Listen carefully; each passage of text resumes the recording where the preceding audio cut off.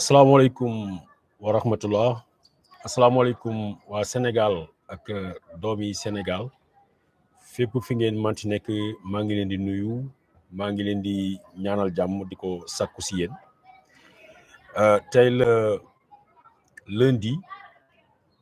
28 mars 2022 waxtu bi may wax ak yéen 18h jot na 26 minutes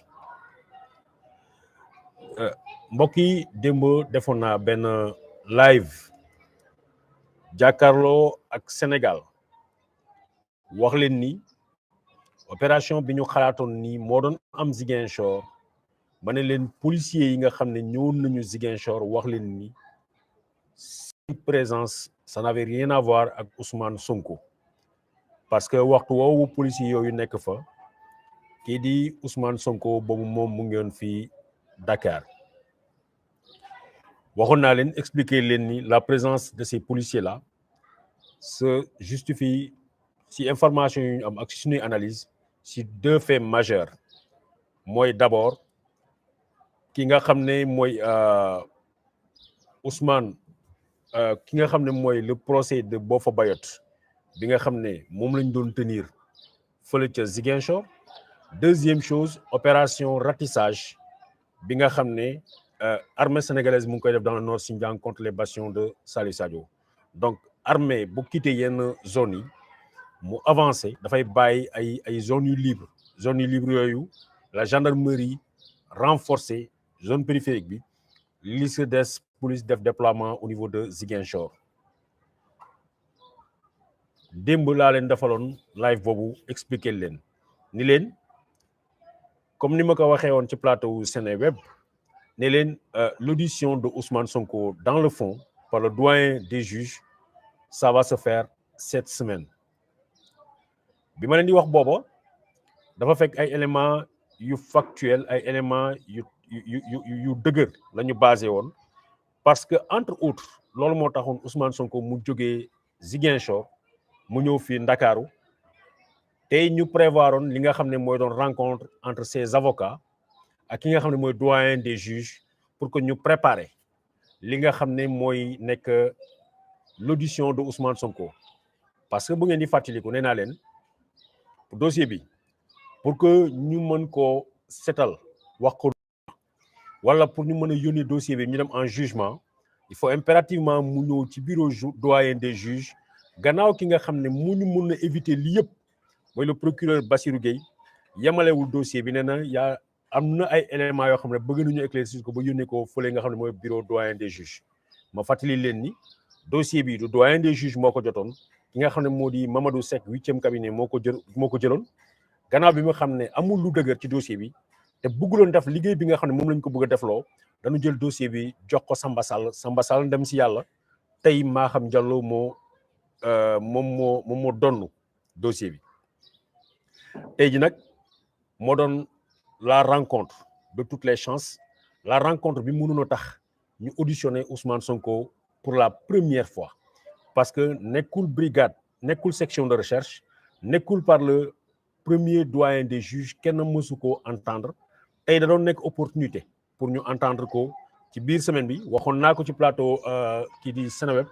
ne leen dans la semaine j'aurais pu être plus précis suba moo waroon na nekk audition bi dans le fond suba mardi au plus tard jeudi loolu moo tax ki nga xam ne mooy Ousmane Sonko jógee Ziguinchor ñu wuy si fii ci Ndakaaru mais tey ay avocats am dem nañu ci bureau doyen des juges mais rencontre bi ndaje bi nga xam ne moom la ñu waxoon ne dañ koy def ak avocats yi pour ñu préparer l'audition de Ousmane Sonko finalement ndaje boobu amut parce que bu leen fàttali ni Sonko bu defuloon sortie yooyu mu def ba tey ñu ngi ci statu quo kon daaw doon nañu woon déglu kii di Ndeye Khady ak jëkkëram mais doon nañu bouger li nga xam ne mooy dossier bi mais gannaaw bi mu defoon sortie boobu yeneen koy fàttali mu ni leen ça fait 10 mois dem na signer li nga xam ne mooy contrôle judiciaire bi signifier sa présence sur le territoire national désormais décidé na ne du demati ci booba la ñu profité relancer waat dossier bi ba déglu ñi léegi nag Sonko ñëw na vendredi ba tey ci suba la mujjee dellu Ziguinchor gannaaw bi mu xamee ni l'audition bi nga xam ne prévoir nañ ko dans cette semaine là mënu na bañ a nekk parce que avocat mi wax xamaloon nit ñi doyen des juges Sonko est dans les dispositions saa yu ko woowee day ñëw wuy si moom moo gënoon sax précipité mu ne bu leen neexee ñu def ko ci biir semaine bi moo tax mu ñëw Dakar mais doyen des juges mi waroon daje ak avocat yi pour ñu préparer rencontre boobu finalement rencontre boobu amul Ousmane Sonko dellu na Ziguinchor li nga xam ne nag mooy rumeur yu bari yi nekk di circuler nee nañu dafa décerner li nga xam ne mooy mandat d'arrêt contre Ousmane Sonko amuñu élément de preuve mënuñu étayer loolu te loolu lu ñuy ragal la lu ñu bëggut la ci Sénégal parce que bu fekkee ne la disposition et la position du juge mooy wóolu nit mu déglu ko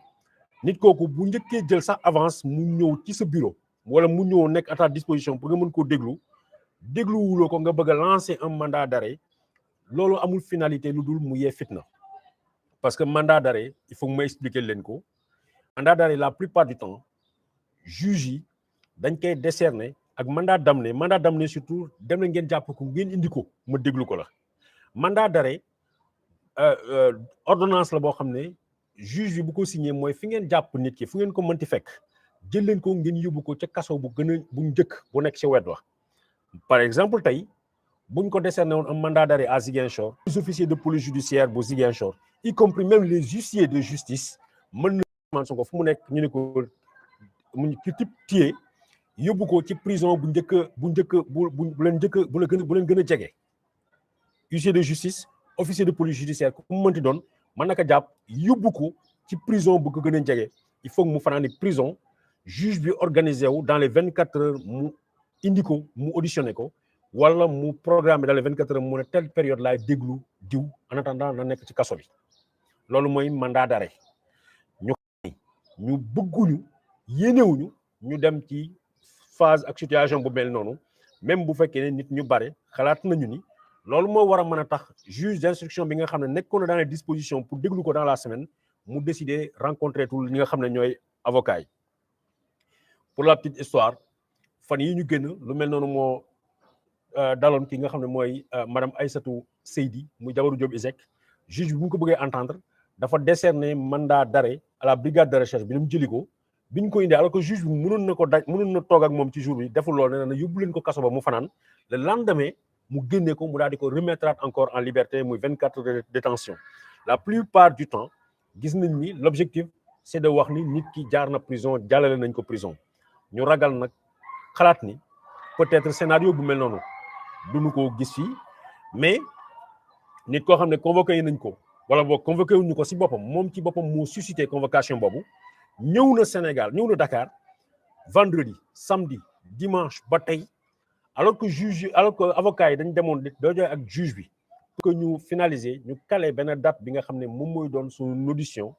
ñu xamal ñu ni audition boobu finalement rencontre boobu mënut am la plupart du temps scénario boobu bu ñu ko gisee dafay fekk ni juge bi signé na mandat d'arrêt ba pare mais nag mandat d'arrêt boo xam ne fitna lay indi ci réew mi mandat d'arrêt boo xam ne li tax juge bi di dugal loxoom ci dossier bi mooy càmbar xool fan la dëgg bi nekk mais bu fekkee ne yow da nga bëgg a seet càmbar koo xam ne nee nga am na lu ñu ko tumaal moom mu njëkk a yàkkamti ne la dama bëgg ngeen seet ma il se déplace même de Dakar à Ziguinchor pour se mettre à disposition foog naa ni bu fekkee ne jàmm rek a tax ñëpp jóg mënu nañu dem sereinement ci audition bi tey jii waxtu wii may wax ak yéen nee naa 18h moo jot mais am na ñu ma corrigé ne ma 17h moo jot parce que xam nga léeg-léeg dañuy perte réseau li ma leen mën a wax tey mooy ki nga xam ne nag mooy Ousmane Sonko ñibbi na Ziguinchor depuis 10h ci li nga xam ne suñuy réseau que ça soit à Ziguinchor comme à Dakar li ñu wax mu ngi à mooy bu ñu koy auditionné na fekk peut-être mu jógee kaso pour ñëw wuy si loolu nag mu mën a nekk loo xam ne ça peut être lourd de conséquences pour ce pays alors que suba ñu bëri xalaat nañ ni mën a am coupe du monde wala yooyu mais man bëgguma jouer ci journalisme de météo li ma bëgg a def mooy ay analyses yu profonde loo xam ne dama am fu leer fu ma koy teg juge d'instruction finalement fitna war nañ ko fa éviter ci jamono jii ñu nekk parce que fitna yàlla rek a xam fu muy yem te wax dëgg yàlla Sénégal fu mu toll dëkk bi fu mu toll am nañ leneen yu ñu tal yu dul ay fitna jërëjëf lii mooy xibaar bu gàtt xibaar bu tiis boo xam ne bëggoon naa leen ko jox di ñaan yàlla mu indi yërmande ci xolu waa kër ñàkk jàmm ba nu xam ne Sénégal bi ñu bokk Sénégal rek bi ñu bokk ñu fexe ba jàmm rek di fi am parce que lu dul jàmm ko gën te la plupart du temps dañ may wax ni borom fitna ma ko ëpp doole la plupart du temps borom fitnaam ci moo koy tënk yal na yàlla sàmm Sénégal fu doomi Sénégal nekk yal na leen yàlla sàmm jërëjëf